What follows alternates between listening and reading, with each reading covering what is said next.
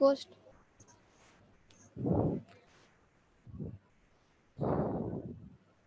Assalamu alaikum everyone.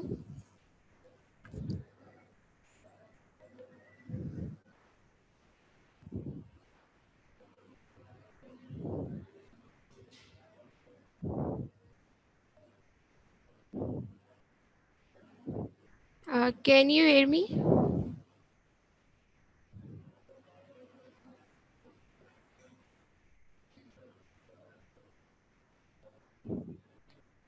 आप लोग please अपने माइक्स अनम्यूट करो.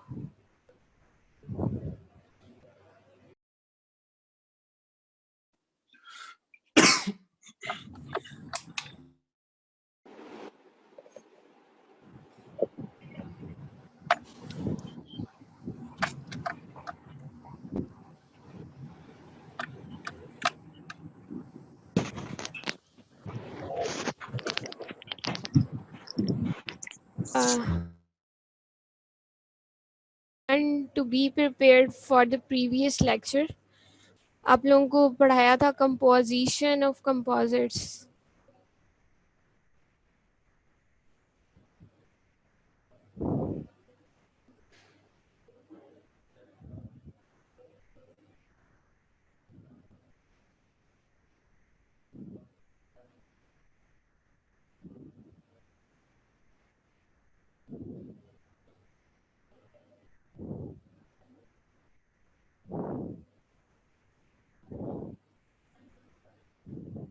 So what are composites composed of?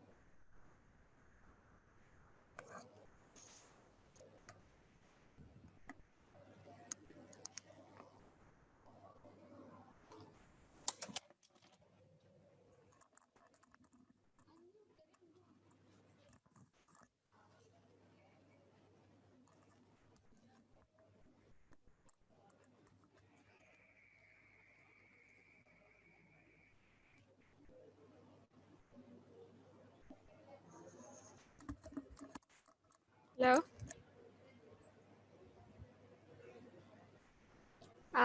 Can you hear me all?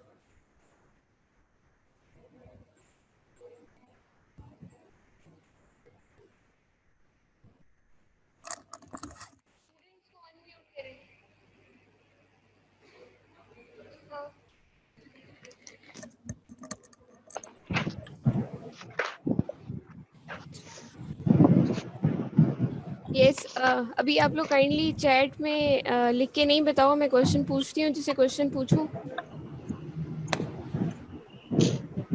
वो जवाब दे. आप लोगों को अनम्यूट करा दिए. तो Khwaja Ibrahim raised hand are coupling agents.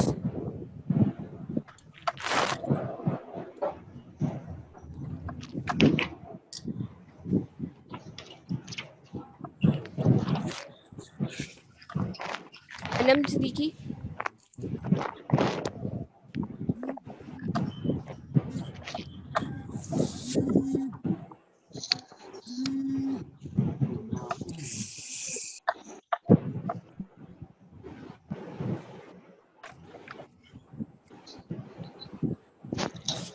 Yes, ma'am. What are coupling agents? Ma'am, coupling agent is a mixture of two or more components. और इसमें मेजर कंपोनेंट्स होते हैं हमारे पास मैट्रिक्स रेजिन फिलर पार्टिकल्स और coupling agent. And what do coupling agents do? Coupling agent binds the filler particles with the matrix resin. ठीक है.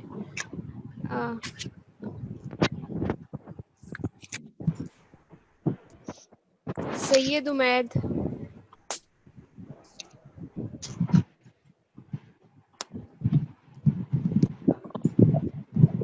Second year, आप लोग बोल क्यों नहीं रहे हो? सो रहे हो?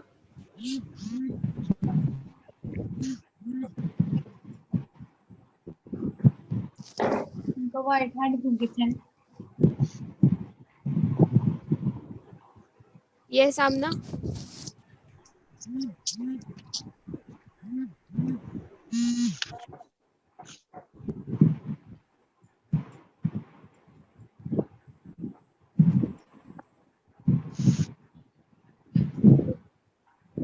आमना, Tahreem, Yes, ma'am. Ramza, Yes, ma'am. Yes, ma'am. Fillers कौन सी टाइप्स के यूज होते हैं? मैम फिलर्स जो है वो हमारे पास 3 तरह के होते हैं, बेसीएम में, यूडीएम में, टीईजीडीएम में। These are not fillers, these are resin. ये रेजिन मैट्रिक्स के आप कंपोनेंट्स बता रही हो। बिस डीएम में, टेक डीएम में और यूडीएम में ये रेजिन मैट्रिक्स में होते हैं। फिलर्स आप लोगों को बताया था, क्वार्ट्ज है, कोलाइडल सिलिका है या मेटल्स हैं? मैम क्वार्ट्ज, लाइडल सिलिका और matrix. Yes ma'am. Seems like आप लोगों ने पढ़ा नहीं है। सिद्रा नवाब, यस मैम।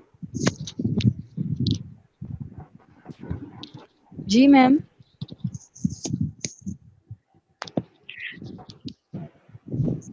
हमने लास्ट लेक्चर में क्या पढ़ा था?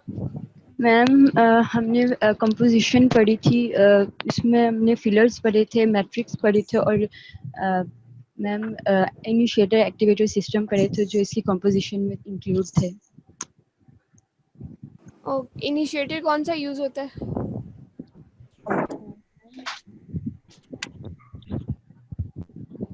मैम मैं बताऊं? नाम बताओ। Ma'am benzoyl peroxide.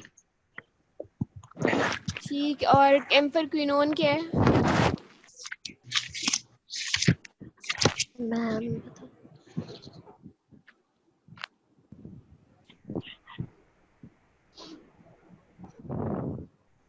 Okay, nobody knows. I am starting today's lecture और आप लोगों के माइक्स अनम्यूट ही हैं। जहाँ पे आप लोगों को समझ नहीं आए, you can stop being there.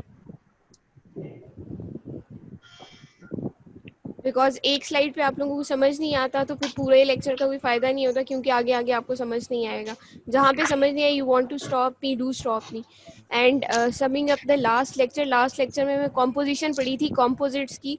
Composites are aesthetic restorative materials used in dentistry for aesthetic appearance. They are composed of two components which are not dissolved in each other. That is, जब हम उसका cross section लेते हैं तो उसमें जो components add किए हुए होते हैं, they have their distinct phases that can be distinguished. Composition of composites में हमने पढ़ा था 3 major components और 3 minor components. Major components में था resin matrix जिसके अंदर ऐड किए हुए थे fillers, और फिलर्स और रेजिन को कनेक्ट किया हुआ था, जोड़ा हुआ था, बाइंड किया हुआ था कपलिंग एजेंट में। Organosilane coupling agents are used in composites. Fillers में क्वार्ट्ज है, कोलाइडल सिलिका है और हैवी मेटल्स हैं। रेजिन मैट्रिक्स में यूडीएम में, बिसडीएम में और टेकडीएम में। और माइनर कंपोनेंट्स में हमारे पास एक्टिवेटर इनिशिएटर्स हैं। एक्टिवेटर इज टर्शरी अमाइन और initiator is benzyl peroxide. Basically activator activate करता है इनिशिएटर को बाय रिएक्टिंग विद इट, यानी कि टर्शरी अमाइन रिएक्ट करता है बेंजाइल पेरोक्साइड के साथ और फ्री रेडिकल निकलता है। That free radical initiates polymerization reaction. Polymerization क्या है? It is a process by which a polymer is formed, and a polymer is formed by the union of different monomers. Different monomers की addition reaction होता है, addition polymerisation होती है तो हमारे पास polymer आता है। This is all polymerization reaction. So coming up to the next thing, आगे हमने पढ़ा था, हाँ भी नहीं अभी पिछला रिवाइज है. नेक्स्ट हमने पढ़ा था optical modifiers. Optical modifiers are basically added, उसमें हम ऐसी चीज़ें ऐड कर देते हैं, ऐसी ओपेक चीज़ें ऐड कर देते हैं जिसकी वजह से रेस्टोरेशन बाद में रेडियोग्राफ में हमें ओपेक नज़र आती है. For example barium salts plus opacifiers में ऐसे एजेंट्स ऐड कर दिए जाते हैं जिसकी वजह से हम different shades of composite achieve कर लेते हैं. माइनर में एक्टिवेटर इनिशिएटर आ गया, ऑप्टिकल मॉडिफायर्स आ गया. There was one last thing, coloring agents or pigments.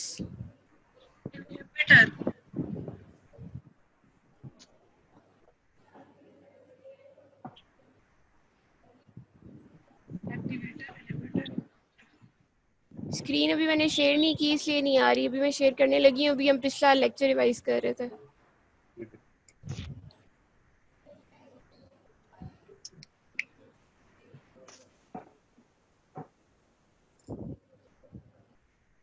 Second year, you can stop me wherever you do not understand. Starting with today's lecture, आज हमने पढ़ना है क्लासिफिकेशन ऑफ कंपोजिट्स. अब composites बहुत तरह के हैं और डिफरेंट बेसिस पे क्लासिफाई किए हुए हैं. एडवांटेजेस ऑफ कंपोजिट्स भी हम पढ़ेंगे और डिसएडवांटेजेस भी पढ़ेंगे. Coming to the classification, composites are classified on 5 bases according to the type of monomer used. Type of monomer में क्या है, टाइप ऑफ मोनोमर में रेजिन में जो मोनोमर्स यूज हुए हैं, बिस डीएमए, टेक डीएमए या यूडीएमए.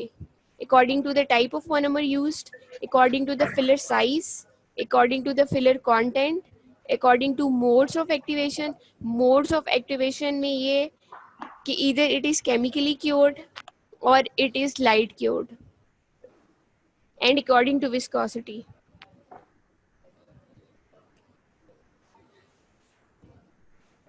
This is the history of composites from 1950 to 2010.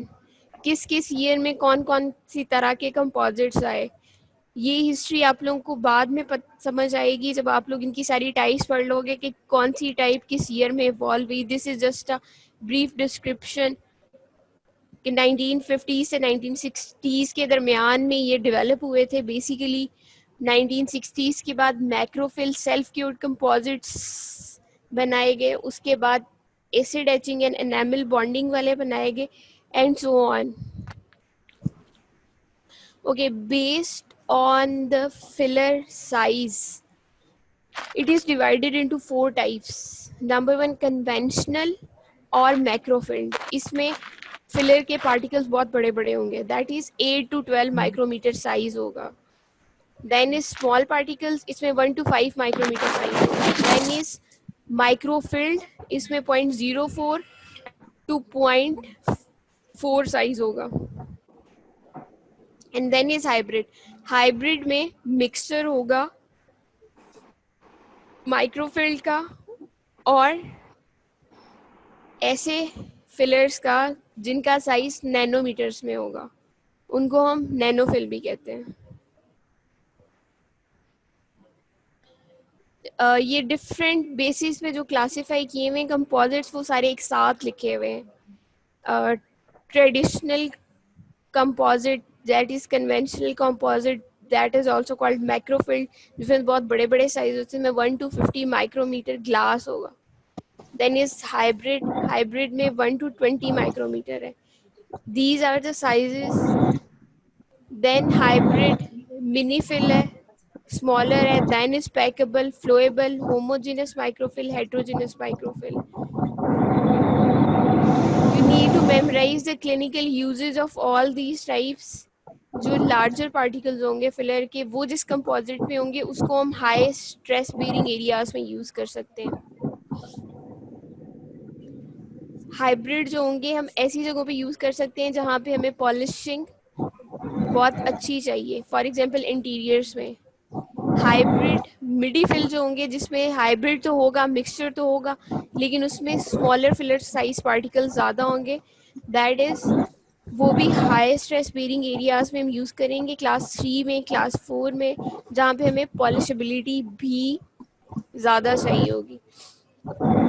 Then is hybrid mini-fill. It is used in moderate stress bearing areas that require optimal polishability. तो marked polishability चाहिए होगी. Then is packable.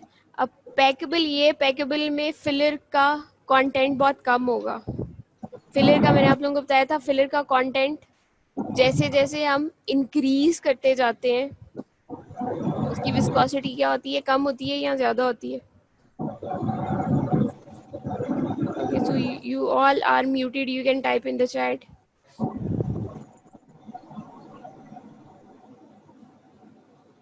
Anyone filler का जैसे जैसे हम content increase करते जाएंगे उसकी विस्कोसिटी, यस फिलर का कंटेंट इंक्रीज करने से उसकी विस्कोसिटी इंक्रीज होती जाएगी, और फिलर का कंटेंट अगर हम डिक्रीज करते जाएंगे उसकी विस्कोसिटी कम होती जाएगी.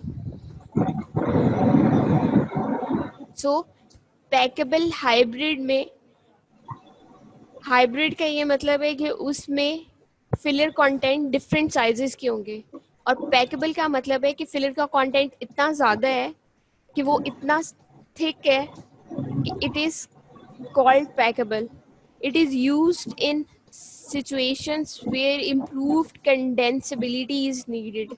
जहाँ पे बहुत कंडेंस थिक फिलिंग्स चाहिए होंगी वहाँ पे हम पैकेबल यूज़ करेंगे जिसमें फिलर का कंटेंट बहुत ज़्यादा होगा. Then is फ्लोएबल. फ्लोएबल में फिलर का कंटेंट कम होगा. फिलर का कंटेंट कम होगा तो वो बहुत, उसकी विस्कोसिटी कम होगी, दैट इज़ वो फ्लोएबल होगा, सो उसको हम कहेंगे flowable composite.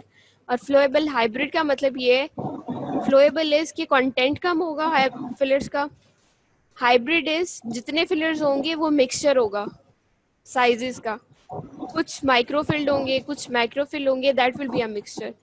And flowable composites are used at places, at situations where we need improved flow, और द एरियाज जहाँ पे हम इजीली एक्सेस नहीं कर सकते, या पिट एंड फिशर सीलेंट्स में जहाँ पे हमें एक फ्लूइड रेस्टोरेशन चाहिए जो सारे एरियाज को कवर कर दे. Then is homogeneous microfill. It is एक तरह के छोटे छोटे पार्टिकल्स जहाँ पे प्रेजेंट होंगे. It is used in low stress and subgingival areas that require a high luster and polish. Then is heterogeneous microfill. Heterogeneous microfill में माइक्रोफिल्स तो होंगे लेकिन डिफरेंट टाइप्स के होंगे वो, मतलब डिफरेंट, कुछ क्वार्ट्ज होंगे, कुछ कोलॉइडल सिलिका होंगे, कुछ हैवी मेटल्स होंगे, लेकिन सारे छोटे साइज में होंगे. So that is heterogeneous microfill and they are used in low stress and subgingival areas where reduced shrinkage is essential. आप लोगों को एक डिसएडवांटेज बताया था कंपोजिट्स का, एक डिसएडवांटेज ये कि पॉलीमराइजेशन श्रिंकेज होती है. पॉलीमराइजेशन रिएक्शन के बाद it can undergo polymerization shrinkage. Polymerization shrinkage का मतलब ये है कि वो कंपोजिट की फिलिंग श्रिंक कर जाएगी. वो श्रिंक कर जाएगी तो कैविटी वॉल और कंपोजिट की रेस्टोरेशन के दरमियान में स्पेस आ जाएगी. उस स्पेस की वजह से माइक्रो लीकेज होगी फ्लूइड्स की. माइक्रो लीकेज की वजह से रिकरेंट केरीज के चांसेस ज़्यादा हो जाएंगे.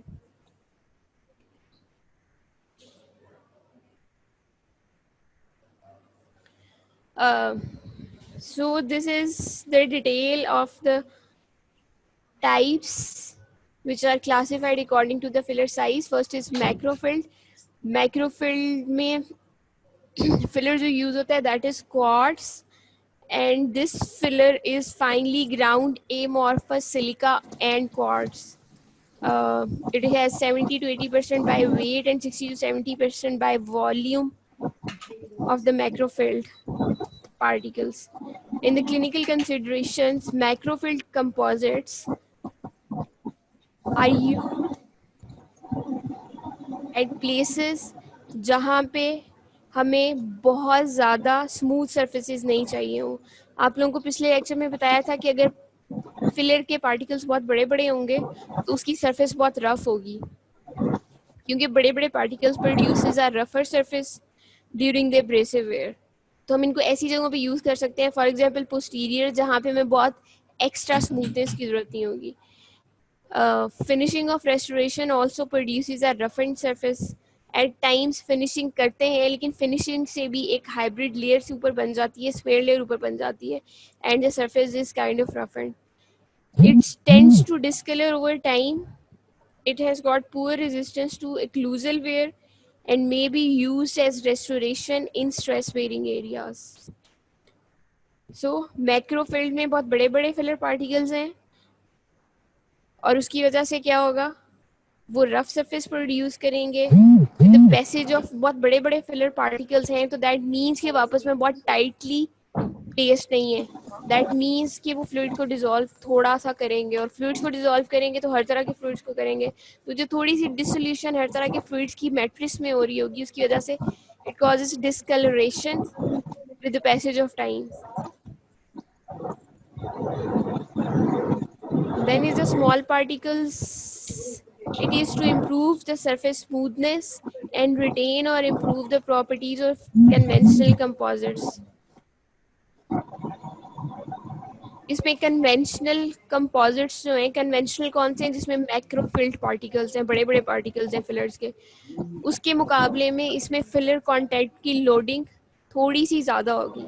बिकॉज टेक्निकली आप देखो तो जहाँ पे एक रेजिन मैट्रिक्स है उसके अंदर फिलर्स डाले हुए हैं, जहाँ पे बड़े बड़े फिलर्स प्रेजेंट हैं, तो बड़े बड़े फिलर्स फॉर से बड़े बड़े फिलर्स 5 होंगे तो वो सारी स्पेस ले लेंगे.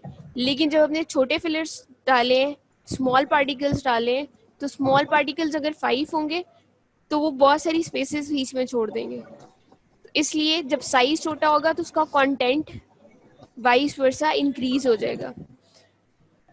Filler used here is amorphous silica or glass. The compressive strength is greater than micro and macro. The small particle fillers हैं ये मैक्रो जिसमें बहुत बड़े हैं, और माइक्रो जिसमें बहुत छोटा साइज है. उसके दरमियान में इसकी कंप्रेसिव स्ट्रेंथ है, और कंप्रेसिव स्ट्रेंथ दोनों से इनफैक्ट बेहतर है. साइज में ये दोनों के दरमियान में आते हैं. Tensile strength is 2 times the micro. छोटे वाले पार्टिकल से इसकी टेंसाइल स्ट्रेंथ थोड़ी सी ज़्यादा होगी, और बड़े वालों से इसकी स्ट्रेंथ 1.5 times ज़्यादा होगी. They are also used in high stress bearing areas. Next is microfield. Microfield में filler uses colloidal silica and filler size is 0.04 micrometer. Filler loading is 80% by weight and 60% by volume. It can be polished very easily because it has got smoother surface, क्योंकि इसमें filler particles बहुत smaller size के. अब बहुत smaller size के filler particles हैं, बहुत smooth surface है, color इसका already white है, तो it has got closer appearance to the enamel. In the clinical indications or clinical considerations, we have that bond between composite particle and the matrix is relatively weak, making it not suitable for use as stress bearing areas. अब जहाँ पे बहुत बड़े बड़े particles use किए हैं filler के, वो बहुत बड़ा पार्टिकल रेजिन के साथ बहुत स्ट्रांगली बॉन्ड कर देगा. ऑल्दो कपलिंग एजेंट ने ही बॉन्ड करना है, लेकिन जो स्मॉलर पार्टिकल्स हैं उनको ज़्यादा मेहनत चाहिए बॉन्ड करने के लिए. सो कंपैरेटिवली जहाँ पे स्मॉलर पार्टिकल्स हैं, दैट इज़ माइक्रोफिल्ड कंपोजिट, वहाँ पे उनकी स्ट्रेंथ थोड़ी सी कम होगी. स्ट्रेंथ थोड़ी सी कम होने का मतलब है कि हम वो स्ट्रेस बेरिंग एरियाज में यूज़ नहीं करेंगे. तो आप लोगों को अगर MCQs में ऐसा कोई MCQ आया है, for example a patient has got trauma in the interior tooth, और आप लोगों ने यूज़ करना है कंपोजिट, तो विच कंपोजिट विल यू प्रेफर, माइक्रोफिल्ड, मैक्रोफिल्ड? तो आप मैक्रोफिल्ड को प्रेफर करते हो जहाँ पे हमें बहुत स्मूथ सरफेस नहीं चाहिए होती, दैट इज़ पोस्टीरियर्स. और मैक्रोफिल्ड कंपोजिट्स की स्ट्रेंथ बेहतर होती है, तो हम पोस्टीरियर्स में स्ट्रेस बेरिंग एरियाज में यूज़ करेंगे. But when there is some trauma in the anterior and you need to get it filled, तो आप इंटीरियर्स के लिए माइक्रोफिल्ड को या हाइब्रिड को प्रेफर करोगे, जहाँ पे एक तो हमें स्मूथ सरफेस मिले, सेकेंडली वहाँ पे हमें बहुत ज़्यादा स्ट्रेस नहीं चाहिए होती, वहाँ पे बहुत ज़्यादा स्ट्रेस बेरिंग एरिया नहीं है, तो वहाँ पे हमें ऐसी फीलिंग नहीं चाहिए जो स्ट्रेस को टॉलरेट कर सके. So it is indicated in class 3 and class 5 restorations as well. Next is the hybrid composites. Hybrid composites में जो filler use होता है, that is colloidal silica and glass that contains heavy metals. Filler size is 0.4 to 1 micrometer and filler loading का मतलब ये है कि उसमें content कितना होगा, that is 75 to 80% by weight. Physical and mechanical properties range between those of conventional and SPF composites. It is strong and it has got good aesthetics क्योंकि hybrid में दोनों चीज़ें आ जाती हैं. हम पिछले for quite a long time we are studying on this कि हमें दो components हैं A and B. हमें उन दोनों की properties चाहिए क्योंकि कुछ चीज़ें A में हैं वो B में नहीं है और जो B में है वो A में नहीं है. तो हमें जब mixed properties दोनों की properties को avail करना है तो हम दोनों को combine कर देते हैं, A B बना देते हैं. अब दोनों को कंबाइन कर देते हैं. उसी तरह हाइब्रिड में as the hybrid name says it's a mixture. It's a mixture of what? It's a mixture of macrofilled and microfilled particles. तो यहाँ पे हमें एस्थेटिक्स भी अच्छी मिल जाएंगी माइक्रोफिल्ड कंपोजिट्स वाली और हमें स्ट्रेंथ भी अच्छी मिल जाएगी मैक्रोफिल्ड कंपोजिट्स वाली. It is indicated for class 3 and 4 restorations and also for class 1, 5 and 2. In fact, it covers all. So, hybrid is indicated for class 1, 2, 3, 4, 5 for all types of cavities because it is hybrid. Strength भी है, aesthetics भी है. Next is nanofills versus nanohybrids. अब nanofills में filler particles nanometre size के होंगे. आप लोगों ने जो ऑलरेडी पढ़ी हैं 4 टाइप्स फिलर साइज के अकॉर्डिंगली, उसमें मैक्रोफिल्ड थे, उसका साइज भी माइक्रोमीटर में था. फिर स्मॉल पार्टिकल्स थे, वो भी माइक्रोमीटर में था. फिर मिनी फिल्ड थे, वो भी माइक्रोमीटर में था. हाइब्रिड मिक्सचर था उन सब का. अब नैनोफिल्स में फिलर का साइज नैनोमीटर में चला गया. फिलर का साइज और छोटा हो गया. फिलर का साइज छोटा होने का मतलब है कि उसकी लोडिंग इंक्रीज होगी, उसका कंटेंट इंक्रीज करना पड़ेगा. अब जितना छोटा फिलर का साइज हो गया उसका मतलब है उसकी सरफेस स्मूथनेस उतनी अच्छी होगी, उसकी एस्थेटिक प्रॉपर्टीज उतनी ज़्यादा अच्छी होंगी. नैनो हाइब्रिड्स का ये मतलब है कि नैनो हाइब्रिड में कुछ नैनोमीटर साइज के हम फिलर्स यूज करेंगे और कुछ कन्वेंशनल फिलर्स यूज करेंगे. और that can be microfilled, macrofilled, small particles, any. So नाम से याद रख लो, नैनोफिल्स का मतलब ये है कि यहाँ पे फिलर पार्टिकल्स का साइज नैनोमीटर में चला गया. फिलर पार्टिकल्स का साइज जितना जितना छोटा होता जाएगा उसकी एस्थेटिक्स उतनी ज़्यादा होती जाएंगी, स्ट्रेंथ उतनी कम होती जाएगी. नैनो हाइब्रिड्स का मतलब ये है नैनो सेज कि फिलर का साइज नैनोमीटर्स में, और हाइब्रिड का मतलब ये है कि सिर्फ नैनोमीटर में नहीं है, उसमें मैक्रोफिल्ड्स भी हो सकते हैं, माइक्रोफिल्ड भी हो सकते हैं. It's a mixture. Any question so far? अभी तक हमने एक बेस पे क्लासिफिकेशन पढ़ी है. Anyone please, I will really appreciate if you ask any question.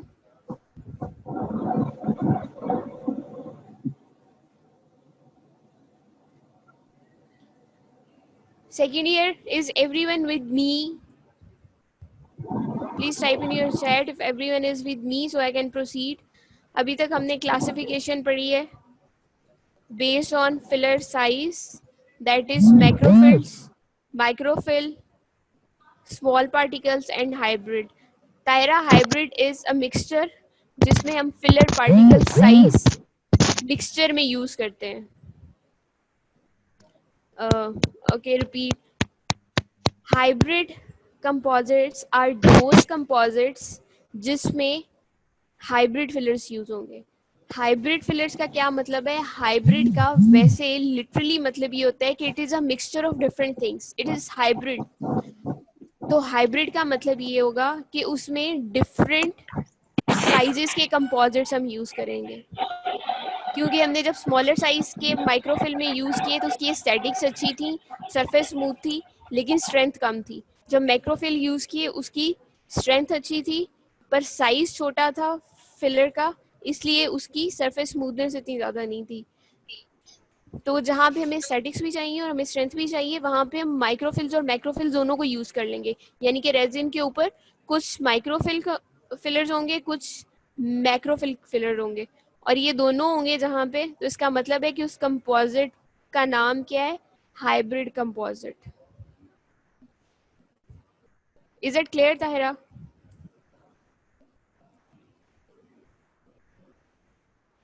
Okay, next is the classification that is based on the modes of activation. I already told you composite में basically होता ही है कि resin के अंदर जो आपके बिस DMA, TEG DMA और यूडीएमए हैं, ये डिफरेंट तरह के मोनोमर्स हैं। इन मोनोमर्स के बहुत सारे पार्टिकल्स होते हैं। इन मोनोमर्स का आपस में रिएक्शन होता है, रिएक्शन होके सारे मोनोमर्स मिलके क्या बना देते हैं? Monomer plus monomer is equal to polymer. और इन मोनोमर्स के दरमियान में कौन सी पॉलीमराइजेशन होती है? दैट इज एडिशन और condensation. Here we will talk about addition, polymerization. Different monomers addition polymerization से रिएक्ट होके पॉलीमर बना देते हैं, that is called polymerisation.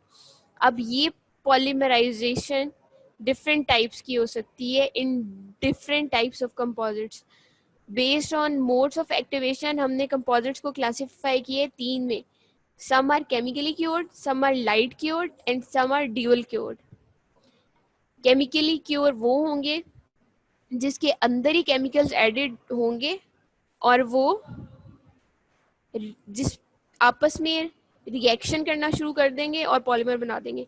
Light cure वो होंगे जिनको रिएक्शन कराने के लिए, पॉलीमराइजेशन कराने के लिए, हार्ड करने के लिए, क्योर करने के लिए हमें लाइट की जरूरत पड़ेगी। Dual core will be a mixture of both these. So chemical cure को सेल्फ क्योर भी कहते हैं क्योंकि इसमें कोई एक्सटर्नल एजेंट हमें नहीं चाहिए होता जो रिएक्शन को स्टार्ट कर सके। It comes in 2 paste. 2 paste को हम लिक्विड और पेस्ट इसको हम ऐड करते हैं। दोनों पेस्ट को जब आपस में एक दूसरे के साथ मिलाते हैं तो एक में इनिशिएटर होता है, एक में एक्टिवेटर होता है। जब दोनों मिलेंगे तो एक्टिवेटर क्या करता है? इनिशिएट करता है रिएक्शन को। कैसे इनिशिएट करता है? By initiating initiator. Activator is tertiary amine.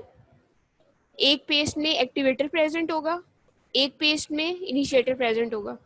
जब दोनों पेस्ट को हम, फॉर एग्जांपल दोनों पेस्ट का जब हम यूज करना है, हमें chemically cured self cured composite key filling करनी है, तो जब हम दोनों पेस्ट को मिलाएंगे, उनको मिलाने से उनका आपस में रिएक्शन स्टार्ट हो जाएगा। रिएक्शन कैसे स्टार्ट होगा? एक पेस्ट में एक्टिवेटर है, दूसरे पेस्ट में इनिशिएटर है। जब दोनों पेस्ट मिलेंगी तो एक्टिवेटर एक्टिवेट कर देगा इनिशिएटर को और इनिशिएटर रिएक्शन स्टार्ट कर देगा। ये कैसे स्टार्ट करेगा? Tertiary amine reacts with benzoyl peroxide and releases a free radical. This free radical is responsible for starting the polymerization reaction. So chemically cured self cured composites में 2 phase system है, एक में activator होगा, एक में initiator होगा। सिर्फ ये नहीं होगा, these are minor components, बाकी रेजिन, फिलर, कपलिंग एजेंट, वो मेजर चीजें दोनों पेस्ट में होंगे, लेकिन एक एक चीज एक्टिवेटर इनिशिएटर दोनों में अलग अलग होगा। और जब दोनों को रिएक्ट करेंगे तो ये दोनों आपस में एक दूसरे के साथ रिएक्शन करके फ्री रेडिकल रिलीज करेंगे और ये फ्री रेडिकल पॉलीमराइजेशन स्टार्ट कर देगा। This is how it starts polymerization reaction. ये इसके लिए कोई एक्सटर्नल एजेंट की जरूरत नहीं होती जो आके रिएक्शन को स्टार्ट कराए। और जब रिएक्शन स्टार्ट हो जाता है तो फिलिंग आहिस्ता आहिस्ता हार्ड होना शुरू हो जाती है और सेट होना शुरू हो जाती है। You can say that. इसके लिए कोई एक्सटर्नल एजेंट नहीं चाहिए जो स्टार्ट कराए रिएक्शन, इसलिए इसको सेल्फ क्योर कहते हैं। इट इज केमिकली क्योर्ड, इसके अंदर ही इसका एक्टिवेटर है, अंदर ही इसका इनिशिएटर है। अब केमिकली क्योर्ड भी आगे से 3 टाइप्स में आते हैं। It can B powder liquid system, it can B paste liquid material, it can B encapsulated material. Powder liquid में, पाउडर में फिलर पार्टिकल्स होंगे, इनिशिएटर होगा, लिक्विड में मोनोमर होगा और एक्टिवेटर होगा और कोमोनोमर्स होंगे। पेस्ट लिक्विड में, पेस्ट में मोनोमर होगा, कोमोनोमर होगा, फिलर होगा, पेरोक्साइड होगा that is benzoyl peroxide, and liquid में मोनोमर और केमिकली एक्टिवेटर होगा। एनकैप्सुलेटेड मटेरियल्स, आप लोगों ने अमेलगम पढ़ा है, अमेलगम में आप लोगों ने पढ़ा होगा एनकैप्सुलेटेड अमेलगम भी होता है, वो होता है जिसमें अमेलगम कैप्सूल्स आते हैं, उसमें कैप्सूल के अंदर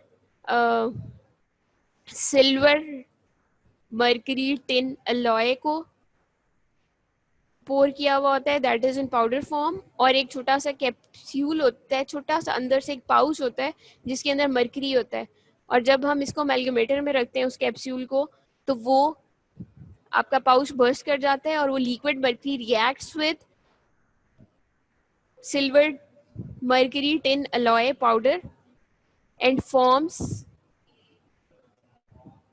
अमेलगम, जिसकी हम फिलिंग करते हैं। इसी तरह से कंपोजिट के भी इनकैप्सुलेटेड मटेरियल्स आते हैं, इसमें filler with the peroxide is initially separated with in a capsule from the monomer and comonomers that contain chemical activators,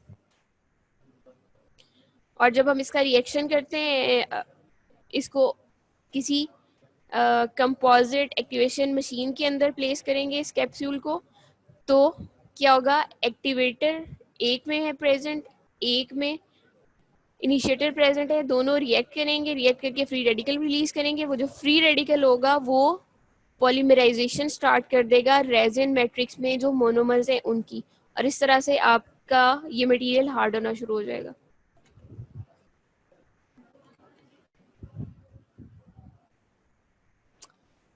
any question? No ma'am. Second year हम सेकेंड बेस पढ़ रहे हैं, जिस बेस पे composite को क्लासिफाई किया हुआ है that is based on mode of activation. इसमें chemically cured, it can be light cured और it can be dual cured. Chemically cured में हम लोगों ने पढ़ लिया है, टू फेज सिस्टम होता है, एक में एक्टिवेटर होता है, एक में इनिशिएटर होता है, दोनों रिएक्ट करते हैं, फ्री रेडिकल बनाते हैं, that free radical is responsible for initiating the addition reaction of polymerization. Any question in chemically cured or self-cured resins?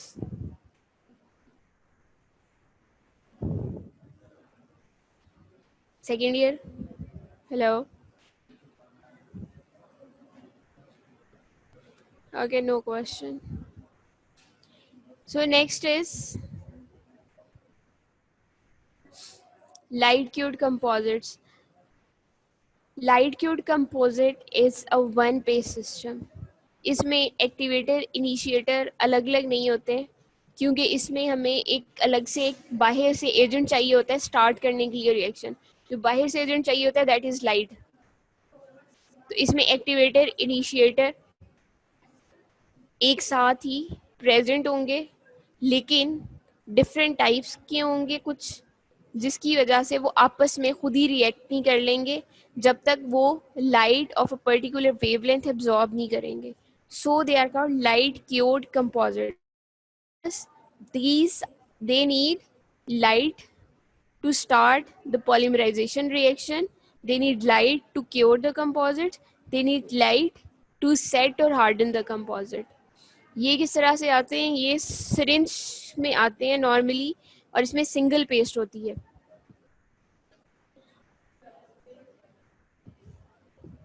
सो इसमें क्या होगा, इसमें एक फोटो इनिशिएटर प्रेजेंट होगा और टर्शरी माइन एक्टिवेटर होगा।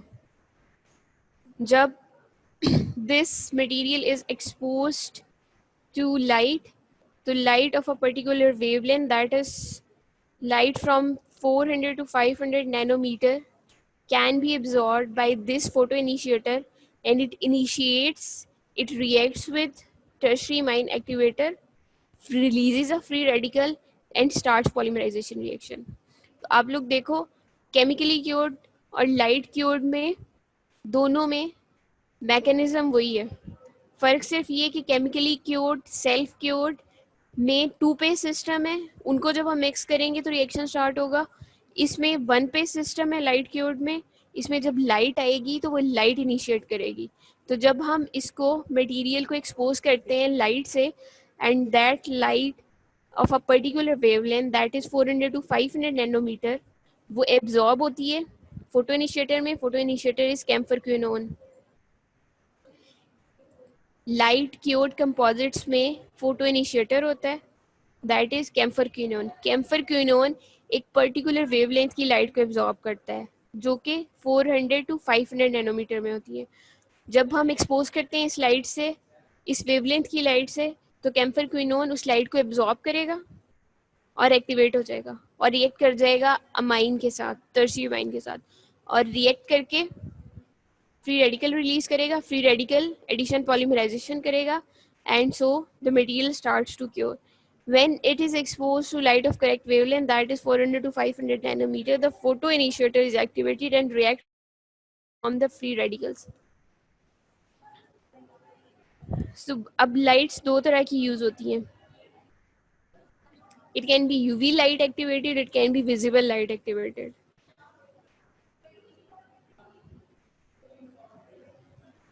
UV light activated was the first light activated system to activate the free radicals. Limitations to this were that it penetrated to a limited amount to the resin. इसका मतलब ये है कि जब हम UV light से material को cure करने लगेंगे, क्योर करने का मतलब है इसको सेट करने लगेंगे, हार्ड करने लगेंगे, उसका पॉलीमराइजेशन स्टार्ट करने लगेंगे, तो क्या होगा कि UV लाइट बहुत थिन सेक्शंस को क्योर करती है. It is not capable of penetrating through thicker restorations. तो हम कंपोजिट को इंक्रीमेंट्स में लेंगे, छोटे छोटे इंक्रीमेंट्स में लगाएंगे. पहले एक छोटा सा इंक्रीमेंट, फॉर एग्जांपल आपकी कैविटी 4 मिलीमीटर डीप है, तो 4 मिलीमीटर का एक साथ अगर हमने अंदर मटेरियल डाल दिया और उसके ऊपर से हमने लाइट अप्लाई की उसको सेट करने के लिए मटेरियल को, तो वो लाइट ऊपर के 2 मिलीमीटर तक तो रहेगी, लेकिन वो नीचे के 2 मिलीमीटर को क्योर नहीं करेगी. उससे क्या होगा, ऊपर का जो 2 मिलीमीटर होगा वो हार्ड हो जाएगा, थिक हो जाएगा, उसमें पॉलीमराइजेशन हो जाएगी. नीचे का जो होगा वो अनक्योर्ड रह जाएगा, और अनक्योर्ड रह जाएगा इसका मतलब है वो हार्ड नहीं होगा, उसने बॉन्ड नहीं किया होगा टूथ के साथ, तो वहाँ से आपकी फिलिंग डिसलॉज हो जाएगी. सो इसका डिसएडवांटेज ये है यूवी लाइट का कि यूवी लाइट थिनर सेक्शंस को क्योर करती है, थिकर सेक्शंस को नहीं क्योर करती. इसके लिए हमने थोड़ी टेक्निक चेंज कर ली. चेंज ये कर ली कि हम पहले एक इंक्रीमेंट लगाते हैं कंपोजिट का, फिर उसको क्योर करते हैं, जब वो हार्ड हो जाता है फिर हम दूसरा इंक्रीमेंट लगाते हैं 2 मिलीमीटर का. 2 मिलीमीटर तक ये क्योर कर सकता है, फिर 2 मिलीमीटर का लगाते हैं, फिर उसको हार्ड करते हैं. तो इस तरह से नीचे वाला भी हार्ड हुआ होता है 2 मिलीमीटर, ऊपर वाला भी हार्ड हुआ होता है 2 millimeter, in cases where the cavity is deep. Visible light activated का प्लस पॉइंट ये था that it was capable of polymerization in the thicker sections. It replaced the UV light system. It is most widely used than the chemically activated system. So chemically activated was troublesome. इसमें बहुत ज़्यादा manipulation चाहिए होती थी, इसका working time बहुत ज़्यादा हो जाता था, क्योंकि पेस्ट को मिक्स करो पाउडर के साथ या दो पेस्ट को आपस में एक दूसरे के साथ मिक्स करो, फिर वो क्योर हो, फिर आप सेट करो, और आपको इतना टाइम नहीं मिलता था कि आप कैविटी के साथ अच्छी तरह से उसको अडेप्ट कर सको. तो इसलिए केमिकली क्योर्ड सिस्टम को रिप्लेस कर लिया लाइट क्योर्ड ने. लाइट क्योर्ड में भी शुरू में यूवी लाइट यूज़ की जाती थी. यूवी लाइट से उसके thicker sections of composite cure नहीं होते थे, वो कैपेबल नहीं थी कि वो पेनिट्रेट कर सके हेड ऑफ 2 मिलीमीटर थिकनेस, इसलिए उसको रिप्लेस कर दिया विजिबल लाइट ने. सो अब हमारे पास जो अच्छा एक सिस्टम आ गया वो सिंगल पेस्ट वाला आ गया, लाइट क्योर्ड आ गया, और लाइट क्योर्ड कौन सी, visible light.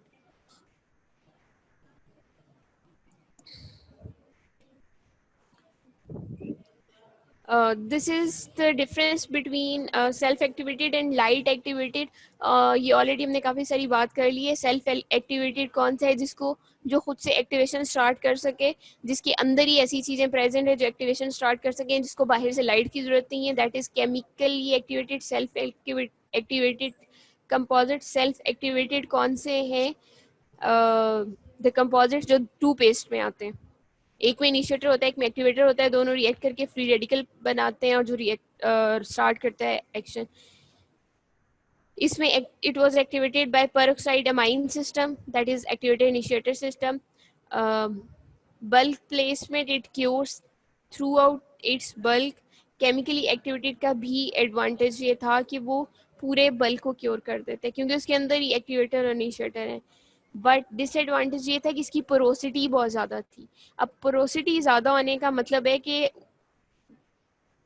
It is capable of absorbing fluids from the atmosphere.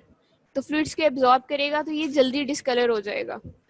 Porosity ज़्यादा है तो मतलब डिस्कलर भी ज़्यादा जल्दी हो जाएगा. इसका वर्किंग टाइम कम होता है क्योंकि पेस्ट को जब तक हम मिक्स करते ही उसका रिएक्शन स्टार्ट हो जाता है, पॉलीमराइजेशन, वो हार्ड होना शुरू हो जाता है. तो मीनवाइल जब तक हम उसको कैविटी के अंदर प्लेस करते हैं तो वो हार्ड हो गया होता है या बहुत सारा हार्ड हो गया होता है, थोड़ा सा रह गया होता है, हमारे पास वर्किंग टाइम बहुत कम होता है. इसकी शेल्फ लाइफ भी कम है. It requires more waiting period immediately. Light activated में ये है कि it requires light of correct wavelength. अगर 400 to 500 नैनोमीटर की लाइट नहीं है तो कैम्फर क्विनोन उसको एब्जॉर्ब नहीं करेगा तो वो रिएक्ट नहीं करेगा टर्शरी अमाइन के साथ और फ्री रेडिकल नहीं बनाएगा. फ्री रेडिकल नहीं बनेगा तो आपकी पॉलीमराइजेशन स्टार्ट नहीं होगी तो आपका मटेरियल सेट नहीं होगा. लाइट एक्टिवेटेड में ऑब्वियसली लाइट एक्टिवेटेड में थोड़ा सा कंसर्न स्टिल, हम विजिबल लाइट भी यूज़ कर रहे थे लेकिन फिर भी एक कंसर्न ये था कि उसको लेयर बाय लेयर प्लेस किया जाए क्योंकि लाइट जहाँ पे जाएगी उसको क्योर करेगी, जहाँ पे नहीं जाएगी उसको क्योर नहीं करेगी. तो मुंह के अंदर एक लाइट को लेके जाना है तो वो लाइट के लैंप को हमने थोड़ा सा उसका डायमीटर भी कम रखना है ताकि वो अच्छी तरह से कैविटी तक या एंड तक चली जाए. तो इसलिए वो लाइट जहाँ जहाँ पे नहीं जाएगी, अगर कैविटी बड़ी है जहाँ पे लाइट नहीं लगेगी वहाँ पे वो क्योर नहीं करेगा. डेप्थ में तो कर देगा टू सम एक्सटेंट लेकिन जहाँ पे लाइट नहीं जाएगी वहाँ पे क्योर नहीं करेगा. इसलिए इसको भी लेयर बाय लेयर प्लेसमेंट करनी पड़ती है. It has got less porosity का मतलब है कि it does not discolour fastly. इसमें हमें कोई मिक्सिंग नहीं करनी पड़ती जो कि केमिकली एक्टिवेटेड में दो पेस्ट को मिक्स करना पड़ता है. इसमें हमारे पास वर्किंग टाइम ज़्यादा होता है क्योंकि हम मटेरियल को, अनपॉलीमराइज्ड मटेरियल को पहले कैविटी के अंदर आराम से अच्छी तरह से प्लेस कर देते हैं, उसको सेट कर देते हैं, अडेप्ट कर देते हैं जिस तरह की हमने फिलिंग चाहिए पूरा अडेप्ट करके. फिर हम उस पर लाइट लगाते हैं जिसकी वजह से वो फिलिंग सेट होना शुरू होती है. तो हमारे पास वर्किंग टाइम इसके लिए काफ़ी ज़्यादा आ जाता है. It is resistant to discoloration, जैसे आपको पहले बताया कि इसकी पोरोसिटी कम है, so it will be resistant to discoloration. इसके वेस्ट होने के चांसेस कम है क्योंकि ऑब्वियसली हम मटेरियल को निकाल के सिरिंज से डायरेक्ट हम लगा रहे हैं कैविटी के अंदर, तो मटेरियल वेस्ट होने के चांसेस बहुत कम है. सेल्फ एक्टिवेटेड में, केमिकली एक्टिवेटेड में उसके वेस्ट होने के चांसेस बहुत ज़्यादा थे क्योंकि पहले हम किसी पैड पे, किसी शीट पे, किसी स्लैब पे उसको मिक्स करते थे तो मिक्स करते हुए कुछ मटेरियल उसके साथ लगा रह गया, कुछ आपके इंस्ट्रूमेंट के साथ लग गया तो उसमें वेस्टेज ज़्यादा थी. light activated composites have got longer shelf life. It can be finished after curing. इसको हम पूरा क्योर जब कर लेते हैं उसके बाद हम बहुत आराम से इसकी फिनिशिंग कर सकते हैं. जबकि केमिकली एक्टिवेटेड में हमने थोड़ा वेट करना होता है जब तक वो सेट ना हो जाए तब तक हम करें. लाइट में हमें पता लग जाता है जब तक हमने लाइट अप्लाई की, एक टाइम बताया गया, उस लाइट के टाइम पे वो क्योर हो जाता है, फिर हम उसको पॉलिश कर सकते हैं, फिनिश कर सकते हैं, whatever. Any questions so far?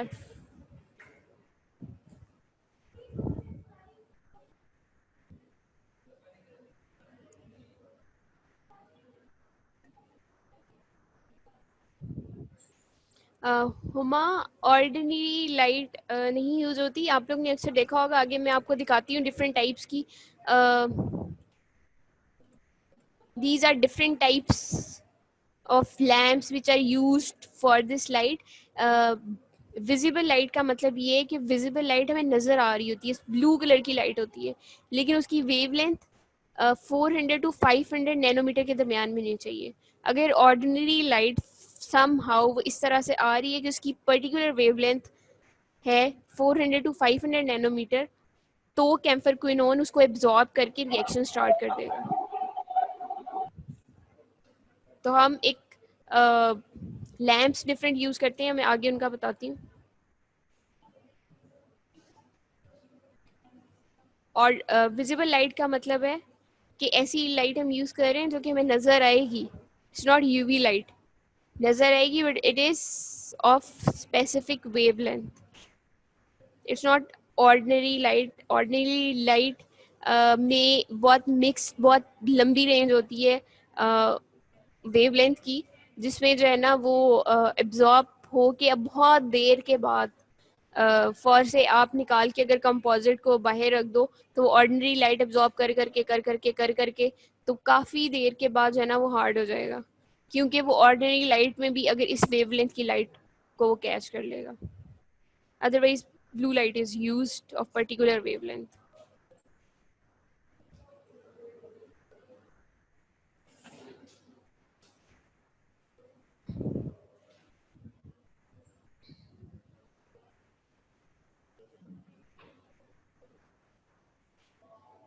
Next is dual core composite. Dual core में क्या हो गया? It has two light curable paste, benzoyl peroxide and aromatic tertiary amine, and light curing promoted by amine camphor quinone combination, and chemical curing promoted by amine benzyl peroxide interaction. तो इसमें क्या होंगे? दो light curable paste होंगे. दोनों light curable paste को जब हम मिक्स कर देंगे that is dual cure composite. It is intended for any situation that does not allow sufficient light penetration to produce adequate monomer conversion. Adequate monomer conversion का मतलब वही है कि वो मोनोमर्स आपस में सारे मिल के तो पॉलीमर बना दें. फॉर एग्जाम्पल सीमेंटेशन और बल्कि सिरेमिक इनलेस.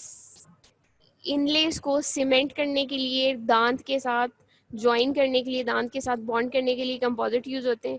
तो ऐसी जगहों पे हम डुअल क्योर कंपोजिट यूज़ कर सकते हैं, क्योंकि यहाँ पे हमारे पास बहुत ज़्यादा टाइम नहीं होता कि हम वेट करें कि मटेरियल आहिस्ता आहिस्ता सेट हो, या फिर और consist of two light curable paste. Now these are different types of lights that are used to cure composite. Basically 4 light curing options हैं हमारे पास.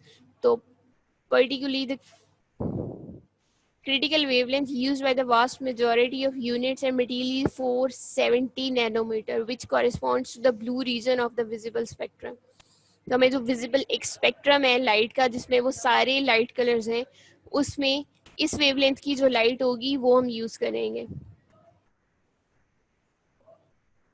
अब उन्होंने पर्टिकुलर एक नंबर बता दिया कि इस नंबर की जो वेवलेंथ की लाइट होगी उसको कैम्फर क्विनोन एब्जॉर्ब करेगा ऐसे यूनिट्स में.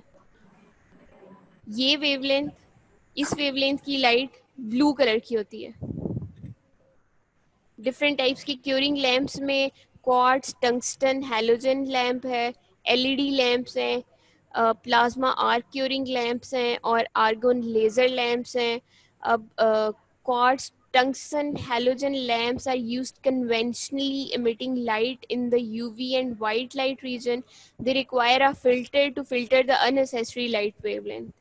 It warms during curing, so a fan is placed during for cooling. The intensity of bulb decreases over period time, so a calibration meter is placed. इस पूरे का मतलब ये है कि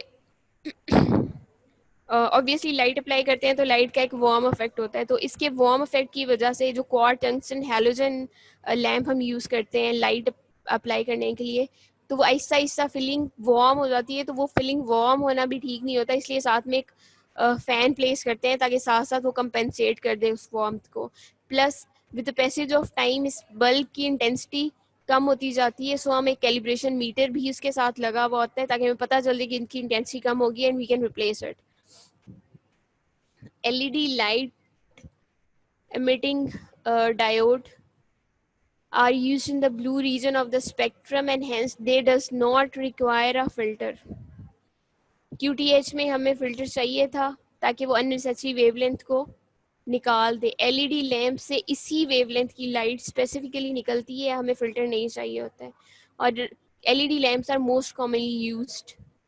बाकी ये डिफरेंट लैम्प्स की टाइप्स हैं, जिसमें एक प्लाज्मा आर्क क्यूरिंग लैम्प है. It uses neon gas that is oxidized to produce plasma. The intense white light is filtered to remove heat and give off light in the blue region of the spectrum. तो basically जो बाकी lamps है उसमें ये है कि white light निकलती है और उस white light से हमें extract करनी होती है वो वाली light जिसकी wavelength 400 में हो, 440 and 480 नैनोमीटर हो. इस वेवलेंथ में ये जो पर्टिकुलर वेवलेंथ की लाइट है वो हमें एक्सट्रैक्ट करनी पड़ती है. और हम पहले बात कर चुके हैं कि इस वेवलेंथ की लाइट कौन सी होती है, ब्लू लाइट. तो वो हमें एक्सट्रैक्ट करनी पड़ती है. जहाँ पे जो वाले लैंप्स हमें वाइट लाइट देंगे उसमें से हमें लाइट खुद एक्सट्रैक्ट करनी पड़ेगी, तो वहाँ पे हमें एक फिल्टर भी यूज़ करना पड़ेगा ताकि हम एक्सट्रैक्ट कर सकें. अभी तक सिर्फ एलईडी लैंप की बात हुई है जो कि एग्जैक्ट इस वेवलेंथ की light that is blue light वो एमिट करता है, तो हमें कोई फिल्टर नहीं लगाना पड़ता. अदरवाइज QTH में PAC लैंप्स में हमें फिल्टर लगाना पड़ता है. Next is argon laser. इसमें भी हमें फिल्टर नहीं लगाना पड़ता because it is capable of emitting a single wavelength light.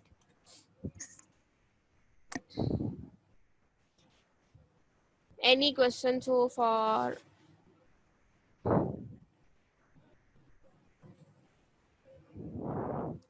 Second year ही उसी तरह से डिफरेंट टाइप्स के लैंप्स हैं, उनकी डिटेल्स लिखी हुई है जो कि ऑलरेडी भी आपसे मैंने बात की है. एनी क्वेश्चन सो फार?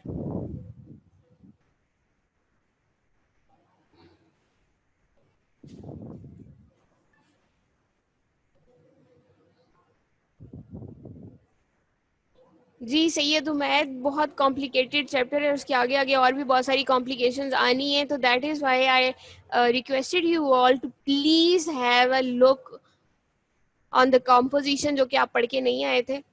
और इट विल बी गुड कि अभी भी आप लोग पढ़ लो. अभी 2 लेक्चर हुए हैं, अभी 2 कंपोजिट्स के लेक्चर ऑन होने. And telling you the truth, आप लोगों के जितना आप लोगों को मुश्किल ये लग रहा है पढ़ना या जितना मुश्किल आपको देखने में ये लग रहा है, ये इससे ज़्यादा मुश्किल पेपर में आता है. Because composites is an important topic in dental materials. आप लोगों का वैक्सेस एंड जिप्सम का रिजल्ट तो खैर काफ़ी ज़्यादा ख़राब है. कंपोजिट्स पढ़ लो ताकि इसका टेस्ट अच्छा हो जाए.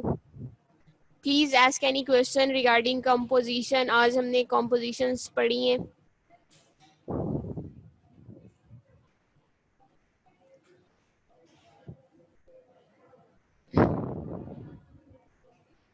रिजल्ट अच्छा नहीं है.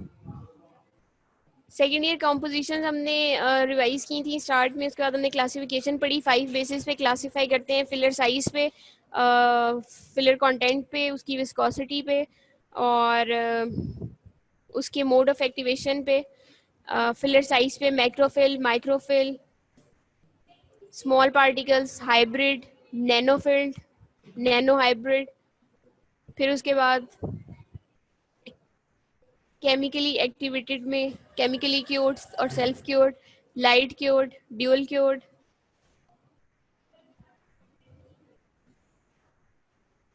Next is very easy.